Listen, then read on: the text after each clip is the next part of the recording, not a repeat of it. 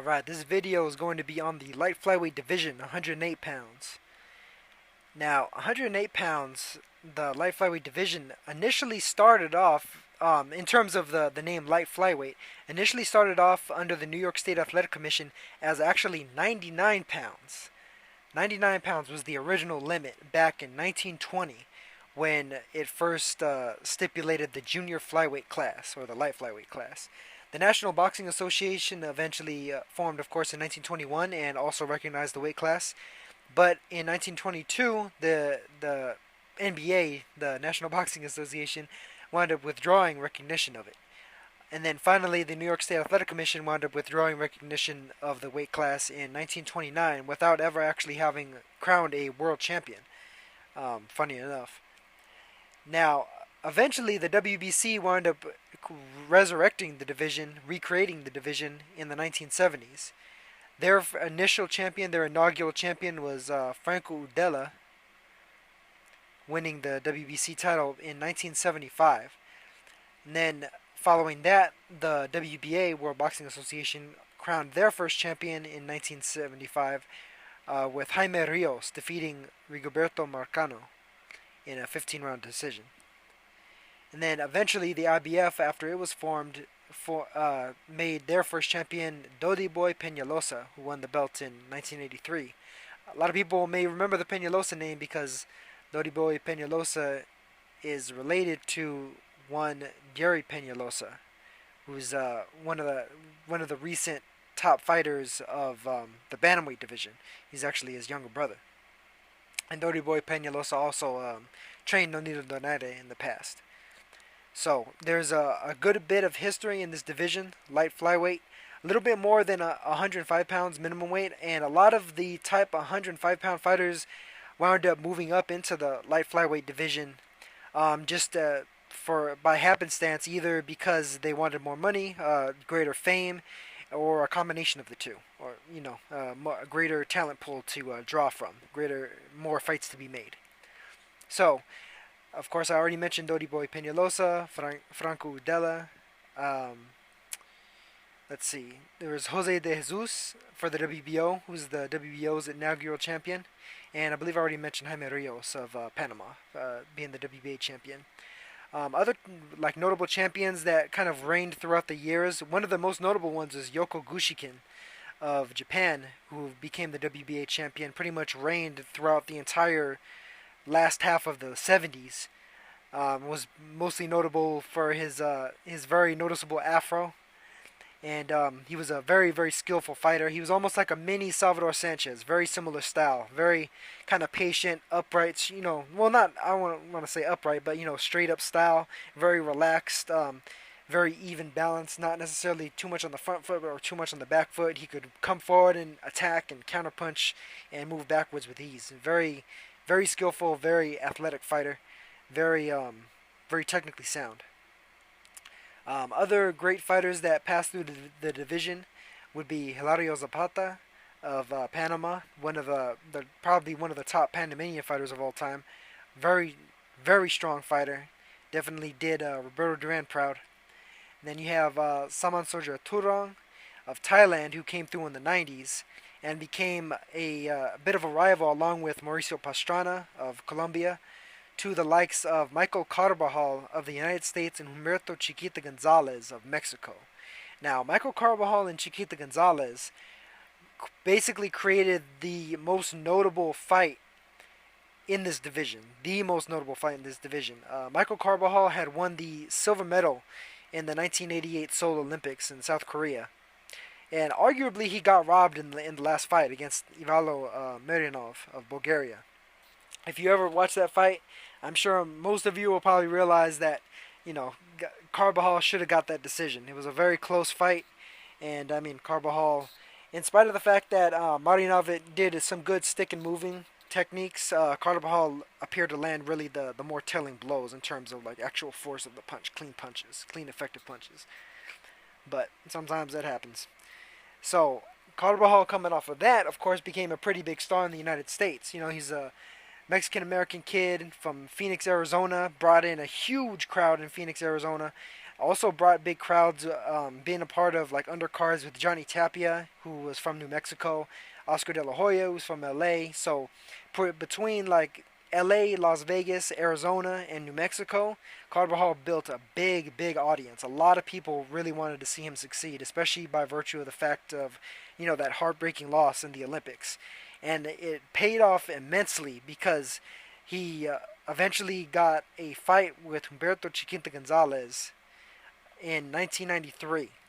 Now, this fight wound up becoming the fight of the year for 1993, and when Michael Carbajal won it by knockout, Michael Carbajal became the fighter of the year for 1993. First fighter at these low weights to become the Ring Magazine's fighter of the year. And of course, he got all kinds of big sponsorship deals and all that stuff. He had a little bit of the Sugar Ray Leonard treatment. Ex-Olympian, with the all-star quality. Got hired for Pepsi commercials and all that good stuff. And of course, the two of them wound up rematching twice. In both of the first two fights, Michael Carbajal made over $1 million for those fights. So he's one of these guys that brought the big money purses down to these low weights, along with Humberto Gonzalez. Gonzalez made a little bit less, but then in their third fight, he wound up making more since Gonzalez managed to win the second fight. And then, of course, he went on to eventually wind up winning the third fight. Carbajal eventually had some ups and downs after that trilogy with Gonzalez, but eventually managed to finish out his career with a knockout victory, a very George Foreman versus Michael Moore-esque knockout victory over Jorge Travieso Arce, who was a new champion at 108 pounds. Basically, they were trying to feed Michael Carbajal to Arce, get a good scalp, get a big name under Arce's belt. And Arce, I believe, was only 20 years old or 19 years old at the time. Very young, precocious champion.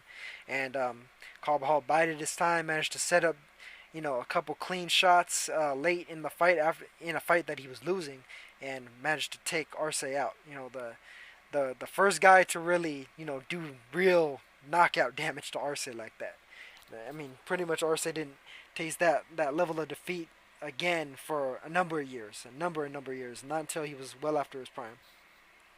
Of course, other great fighters that passed through this division would include the likes of Omar Nino Romero, Edgar Sosa, who I believe defended his belt 11 times in about two and a half years. 11 times. That's a lot of title defenses.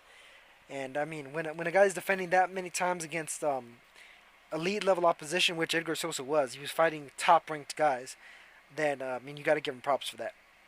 Eventually, he fell to Rodel Mayol, who was another notable fighter at this weight class. And then you also have Brian Hawaiian Punch Viloria, who, of course, most people recently know for losing to Roman Gonzalez, but before that, he was another guy who was an Olympian. Viloria was a 2000 Olympian. Didn't get a medal, but was a guy that HBO was looking to try and showcase a little bit. But unfortunately for him, and some of his biggest opportunities just before he was about to break through that ceiling and become a marquee name the same way that Carbajal had been, he wound up losing to the guys I just referenced, the Omar Nino Romero. Their second fight, they wound up with a draw, which Romero wound up getting stripped, and they called a no contest because Romero, I guess, was on, what was he on, cocaine or amphetamine, something crazy like that. And then Viloria wound up fighting for the vacant title against Edgar Sosa, and Sosa beat him. He beat him cleanly, clearly, and impressively. And a lot of people didn't expect that. It was a big upset at the time. Both fights really were big upsets, both Romero and Sosa, because Viloria was just such a huge puncher. Nobody thought that anybody would be able to beat him, but they managed to just kind of technically outskill him on the inside. You also have the likes of Lupe Madera of Mexico. Let's see, Leo Gomez, who I mentioned in my last video. I'll probably mention him a couple more times. Leo Gomez, of course, won world titles at 105, 108, 112, and 115. And then, of course, Rosendo Alvarez wound up moving up into the division and becoming a champion. I mentioned him with regard to Ricardo Lopez. Of course, Ricardo Lopez moved up into the division, finished out his career in the division with an undefeated record, knockout record. He defeated Ratanapo Sorvorapin at the division, as well as Zolani Patello, two guys who had been champions while he was a champion at 105, who he kind of missed out on unifying against, but he basically finished the job. tied up the loose ends at 108 pounds to finish off his career. Another guy who's notable at the division is Will Grigsby, a fighter from the United States who wound up actually fighting Michael Carbajal, and I believe it was Carbajal's second fight, and then fought Ricardo Lopez in Ricardo Lopez's second to last fight. So that was a pretty interesting situation. And Will Grigsby was himself a very, very good champion, the IBF champion twice, two-time IBF champion for Will Grigsby. Ulysses Archie Solis, of course, is a big name down there, and he's probably, a lot of people know him for getting into that little street fight with Saul Canelo Alvarez. Not gonna get into that. You also have Luis Alberto Lozarte of Argentina, who, I'm not going to denigrate the guy's skill too much, but Luis Alberto Lozarte probably made fouling in boxing an art. Like, he made it an art form.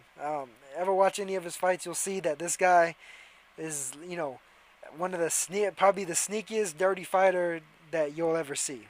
He's right up there with all the all-time greats, with the Sandy Sadlers and the Hopkinses, and I don't necessarily want to put him up there with Andrew Galata, because Galata was just blatant with it. He didn't get away with it, but Lazarte definitely got away with some crazy stuff.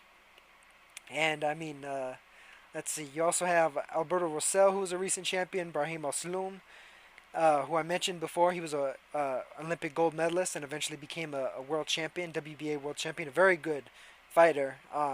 Seemed to kind of retire before his time, though. Hak Makepula, Masibulele Makepula, great fighter from South Africa. Very tough, rugged fighter. They named him Hawk after Aaron Pryor. And Hugo Cazares, who wound up becoming, he almost became the first man to defeat Ivan Calderon. Had two very, very close, tough fights with him. And then, of course, Giovanni Segura wound up actually doing the job of defeating Ivan Calderon in order to basically, begin the ending of his career, begin the ending of, a Hall of Fame career. And Segura was another guy who was almost getting up into the HBO ranks, but he wound up getting upset by Viloria, the original guy that HBO had initially taken some interest in. So it's kind of funny because Segura was a bit hyped to be fighting against Roman Gonzalez in the late 2000s. And the fight never came off. Gonzalez, of course, had won world titles at 105 and 108.